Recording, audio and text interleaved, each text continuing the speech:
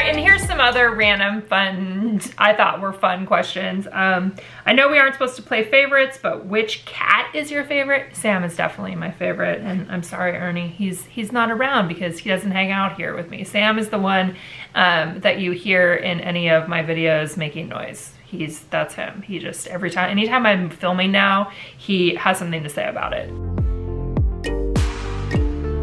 What has been my favorite fiction book this year? I just had a post earlier this week on Instagram where I shared, and on my blog too, where I shared the 6 books that I finished this year, which is not very many for my general reading endeavors. But I think my favorite out of those 6 that I've read so far is Anxious People by Frederick Bachman. And I know it's one that there seems to be a lot of people that start that one and don't finish it. I felt like it was a little bit slow in the beginning, and then I really ended up enjoying it, and I was really glad that I read that. And I have bought a million more books this year than I have read. So that's where I'm at with books. What would you do for a living if you didn't do scrapbooking? So this is a question that I always think is super interesting because I can't even imagine my life now without scrapbooking as a part of it.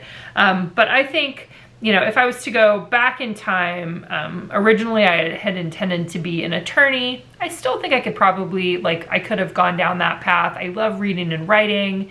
I'm also interested in just photography, like potentially being a photographer or working in some other creative industry. I think that's probably the most realistic place that I would go if I had to pivot from right now and I still needed to have a job. I would probably try to do, you know, something within a creative industry where I was getting to use the combination of image making and writing and photography. I can't imagine not living without that now.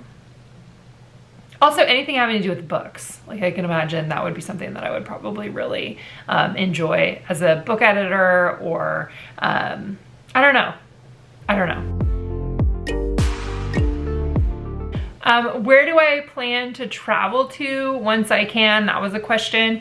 We had actually planned our main Christmas gift in 2019 to all of our kids, we've got 5 kids here, was to go to Paris and go to France for a couple weeks. So that had been planned for 2020.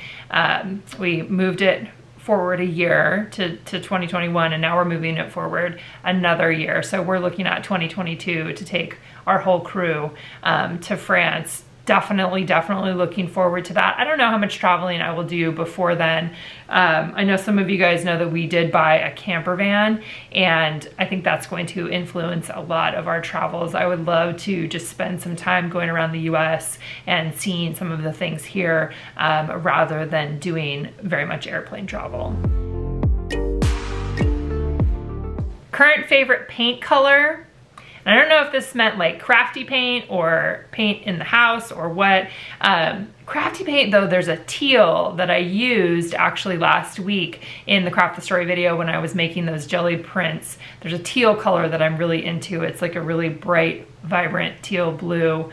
Other than that, green, just green. Give me all the green. And I think so much of that is related to what's happening outside in our yard right now.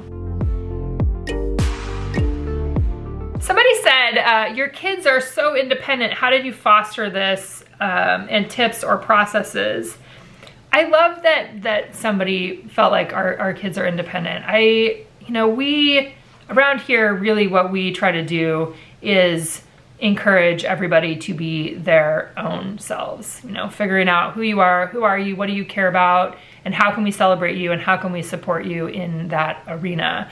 Our kids are all into completely different things. They are very unique individuals, and they have all kinds of different interests and things going on. And so we've always, I think, just encouraged that and celebrated it, and not ever felt like they had to do something that we did. And when I say we, I mean all of the parents in our circle of parental units, or our parentals for all of our kids. All of us, we've just encouraged them to, really figure out what do they like to do, and how can we support them in that. And like I was saying, you don't have to, just I swam, so you need to swim. Like, it has never been that.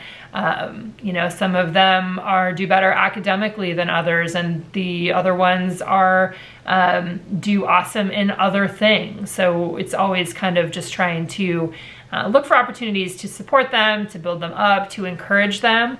I'm also the kind of person that, for Simon, let's talk about Simon specifically, but for I think any of the kids, like, I am excited for them for the next chapters in their lives. Like, that is my overwhelming feeling for them, is excitement, rather than like feeling sad that they are leaving or moving on. Like, I'm like, oh, I'm so excited for you. Like, that's honestly how I feel.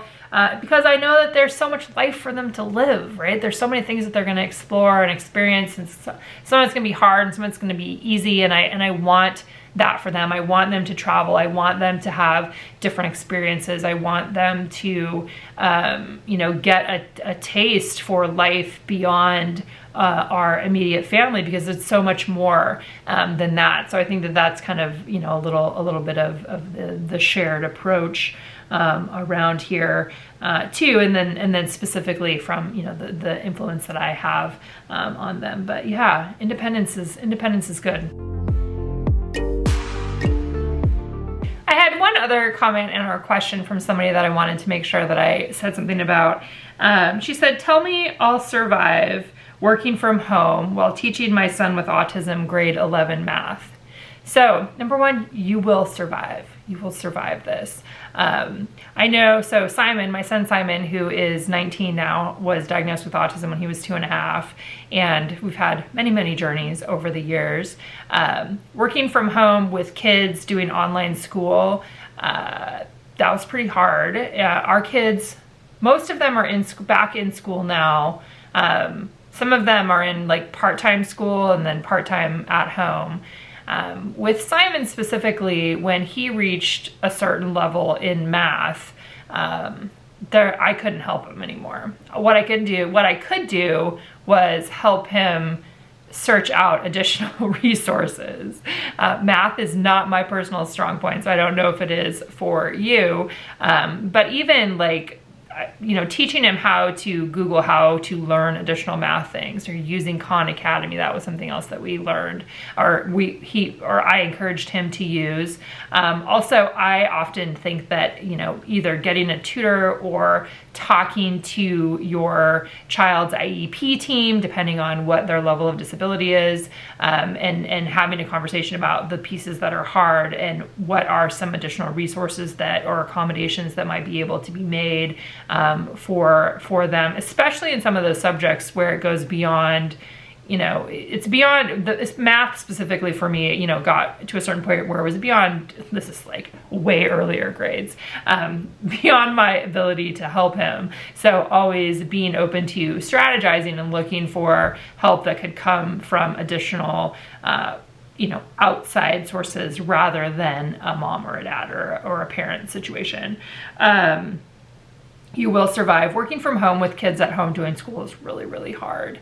That was, even for me, I've been working at home all along, since Simon was born, and have had, ridden a variety of different waves with all of that. And it is one of the most challenging things, is to feel that pull between, this is a work deadline, this is something that must get done, this needs to get done so that we can feed our family, and my kid needs help with math, and those things are hard. So you will survive, you will make it through.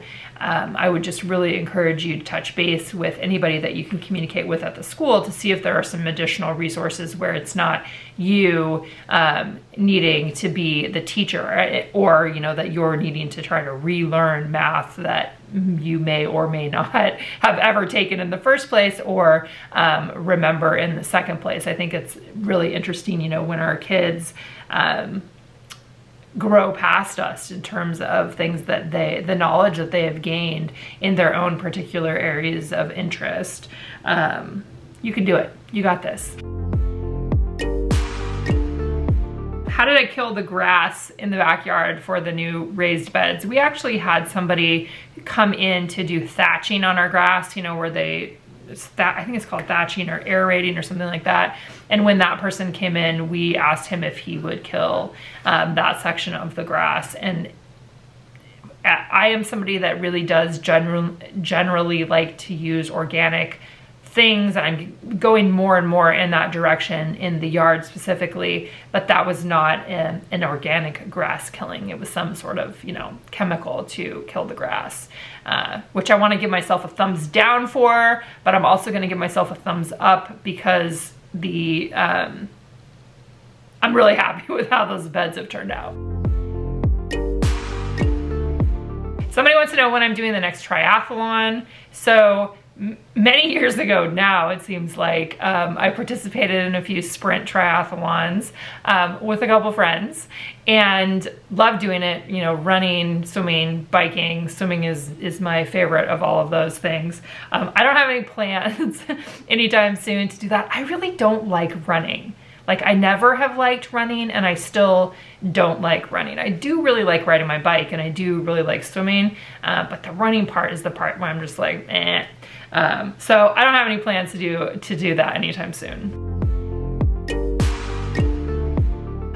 Favorite place in Oregon to visit. So I live in Eugene, Oregon, which is on the western part, or in the western part of the state, about halfway through, you know, halfway between north and south, between the north and south borders.